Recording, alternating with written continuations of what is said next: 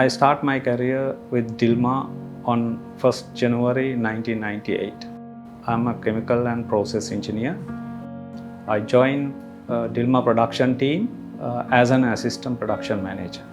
I became the head of production in year 2007. So far I have contributed all Dilmah products in technical manner. I have been awarded the Founders Award in the year 2009. Founders Award is one-time award. Any of Dilmah employee can get it. I'm very happy to have it as the fifth man in this history of Dilmah 40 years. When we started in 1998, we were in one level.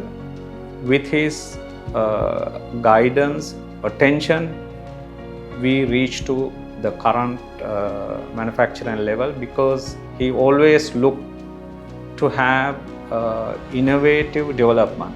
I really remember when I joined 1998, there were 10 machines idling on the floor. I never seen a factory which machines are idling. I thought no production for those machines. 4 months later, I saw the all 10 machines with new technology, high speed operating in the factory. Founder Chairman always look for development in the machinery side.